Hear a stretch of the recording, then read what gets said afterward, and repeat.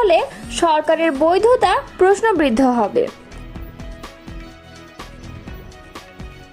দেশ চালানোর অধিকার শুধু নির্বাচিতদেরই রয়েছে, এমনটাই মনে করছেন মির্জা ফখরুল। বিএনপির সর্বোচ্চ সিদ্ধান্তে তারেক রহমানের পূর্ণ কর্তৃত্ব। আমরাই সবচেয়ে বড় মাফিয়া, স্বীকারোক্তিমূলক মন্তব্য এনসিপি নেতার। এতক্ষণ শুনছিলেন সংবাদ শিরোনাম, এবারে বিস্তারিত।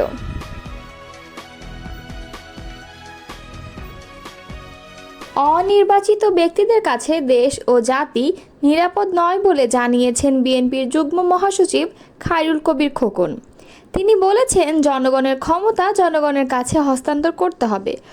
অনির্বাচিত সরকার দীর্ঘদিন থাকলে বিভিন্ন সমস্যার সৃষ্টি হয়। রাজনৈতিক ও অর্থনৈতিক সংকটের পাশাপাশি অস্থিতিশীল পরিস্থিতির তৈরি হয়। নরসিংদীর সদর উপজেলার চিনিশপুরে অবস্থিত জেলা বিএনপির কার্যালয়ে দলীয় নেতাকর্মীদের সঙ্গে ঈদ শুভেচ্ছা বিনিময় শেষে তিনি এসব কথা বলেন। খায়রুল কবির খোকন বলেন, ফ্যাসিস্ট ও তাদের দোসররা বাংলাদেশ থেকে 30 লাখ কোটি টাকা পাচার করেছেন। সেই টাকা দিয়ে তারা বাংলাদেশকে অস্থিতিশীল করার চেষ্টা করেছেন। তিনি বলেন, প্রধান উপদেষ্টা থেকে শুরু করে অন্যান্য উপদেষ্টাদের মধ্যে সমন্বয়ের অভাব দেখা যাচ্ছে। তাদের কথাবার্তায়ও অসঙ্গতি পরিলক্ষিত হচ্ছে। তাদের রাষ্ট্র পরিচালনার অভিজ্ঞতা নেই, তাই দেশে লেজে গোবরে অবস্থা সৃষ্টি হচ্ছে।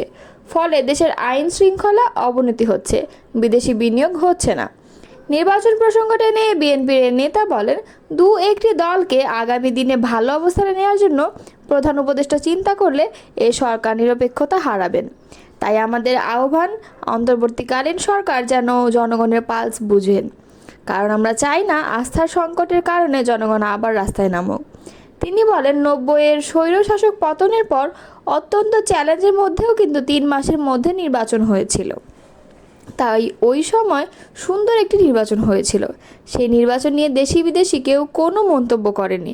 5 আগস্টের পর 10 মাস চলে গেল, সরকার এখনও নির্বাচনের সুনির্দিষ্ট রোড ম্যাপ এবং দিন তারিখ ঠিক করতে পারেনি।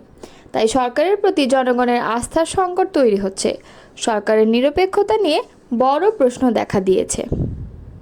দলের যে কোনো সিদ্ধান্ত নেওয়ার এখতিয়ার বিএনপির ভারপ্রাপ্ত চেয়ারম্যান তারেক রহমানের রয়েছে বলে জানিয়েছেন দলটির মহাসচিব মির্জা ফখরুল ইসলাম আলমগীর। মঙ্গলবার সাংবাদিকদের সঙ্গে আলাপকালে এই কথা বলেন তিনি। মঙ্গলবার রাজধানীর গুলশানের রাজনৈতিক কার্যালয়ে সাংবাদিকদের সঙ্গে ঈদ শুভেচ্ছা বিনিময় শেষে এই কথা বলেন তিনি। মির্জা ফখরুল বলেন, দেশের বর্তমান রাজনৈতিক পরিস্থিতিতে টার্নিং পয়েন্ট হতে পারে ডক্টর মোহাম্মদ ইউনূস ও তারেক রহমানের বৈঠক। এই বৈঠকের মাধ্যমে রাজনৈতিক সংকট কাটবে বলে আশাবাদী বিএনপি। তিনি বলেন, স্থায়ী কমিটির এই বৈঠককে স্বাগত জানিয়েছে জাতীয় ও আন্তর্জাতিকভাবে। এই বৈঠকের গুরুত্ব ও সম্ভাবনা অনেক। এই বৈঠকে থেকে অনেক কিছুর ডাইমেনশন হতে পারে। বিএনপি মহাসচিব বলেন, দলের স্থায়ী কমিটি তারেক রহমানকে যে কোনো বিষয়ে সিদ্ধান্ত নেওয়ার এখতিয়ার দিয়েছে বলেও জানান তিনি। আগামী 13 জুন সকাল 10টা থেকে 11টার মধ্যে এই বৈঠকটি হবে। লন্ডনের ডরচেস্টার হোটেলে অন্তর্বর্তী সরকারের প্রধান উপদেষ্টা ডক্টর মোহাম্মদ ইউনূস ও বিএনপির ভারপ্রাপ্ত চেয়ারম্যান তারেক রহমানের মধ্যে প্রায় ঘণ্টাব্যাপী বৈঠক হবে। উল্লেখ্য, ডক্টর ইউনূসের যুক্তরাজ্য সফর ঘোষণা আসার পর থেকেই তারেক রহমানের সঙ্গে বৈঠকের সম্ভাবনা নিয়ে রাজনীতির অঙ্গনে আলোচনা চলছিল। যদিও শুরুতে প্রধান উপদেষ্টার আনুষ্ঠানিক সফরসূচিতে বৈঠকের বিষয়টি অন্তর্ভুক্ত ছিল না। জাতীয় নাগরিক পার্টির কেন্দ্রীয় কার্যনির্বাহী সদস্য জোবাইরুল আলম মানিক বলেছেন, আমরা জুলাই অভ্যুত্থান সফল করেছি। 16-17 বছরের এক মাফিয়াকে হটাতে পেরেছি। আবারও যদি কেউ মাফিয়া হয়ে উঠতে চায়, আমরা তাদের বলবো, এখন বাংলাদেশে যদি বড় মাফিয়া থাকে, আমরাই হচ্ছি বড় মাফিয়া। আমাদের চেয়ে বড় মাফিয়া নেই।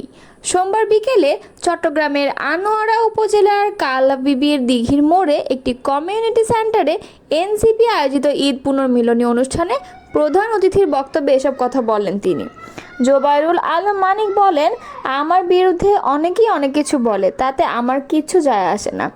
আমি বলছি, এখানে কেউ যদি আবার জাবেদ হতে চায়, আমাদের ভোট কেড়ে নিতে চায়, তাহলে আমরা আবু সাঈদ, মুগ্ধ, ওয়াসিম আকরামের মতো শহীদ হয়ে তাদের রুখে দেব।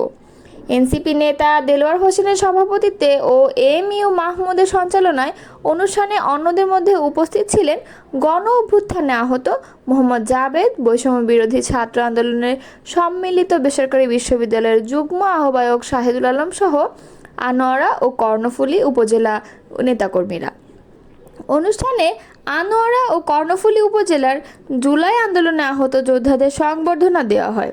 এদিকে তার বক্তব্য সামাজিক যোগাযোগ মাধ্যম ফেসবুকে ছড়িয়ে পড়লে আলোচনা সমালোচনার ঝড় ওঠে।